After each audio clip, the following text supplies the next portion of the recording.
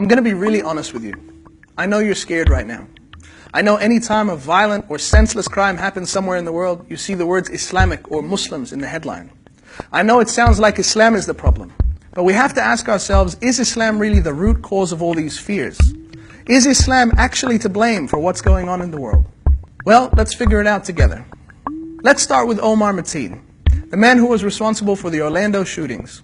According to many reputable sources, he was described as an extreme alcoholic, an active homosexual, and a man who would frequently beat and abuse his wife.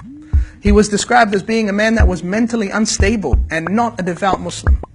Clearly, this man led a life that could hardly be called Islamic by anyone. So should we blame Islam and the teachings of Islam for being the motivation for his crime? And let's look at Mohammed Boulel, who drove a truck through a sea of innocent people in France, killing over 80 people. He was also an alcoholic and a frequent drug user. His father said about him that he doesn't pray and doesn't fast and has no connection with any of these things. French police also said that he was known for his petty crimes. In fact, the very first person to be run down in Nice was a Muslim. You can see the victims of the attack wearing hijab and wearing Islamic clothing. Muslims lost family, friends, and loved ones in these attacks. So should we blame Islam and the teachings of Islam for this crime as well? You'll like this one. A leaked document by MI5 in the UK stated that a large number of those involved in terrorism do not practice their faith regularly. Many lack religious literacy and could be regarded as religious novices. That means that these people didn't learn about Islam and then become motivated to kill people. Actually, the opposite is true. They had no idea what Islam was about. What's also important to note is that regardless of all of the above, the mere fact that a man would kill innocent people is enough evidence that a person is not religious.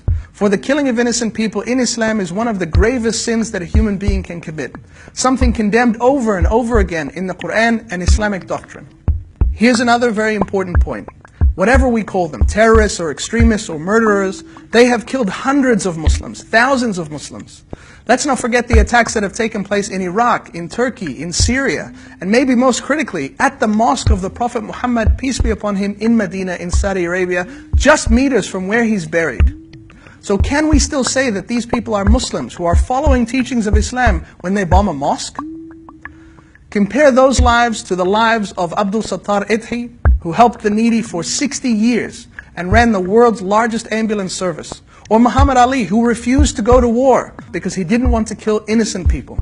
This is the real Islam, the Islam that I believe in, and the Islam that's a force for compassion and mercy in the world.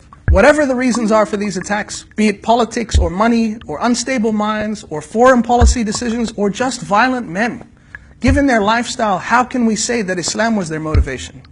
And lastly, a sincere message to anyone who's watching this.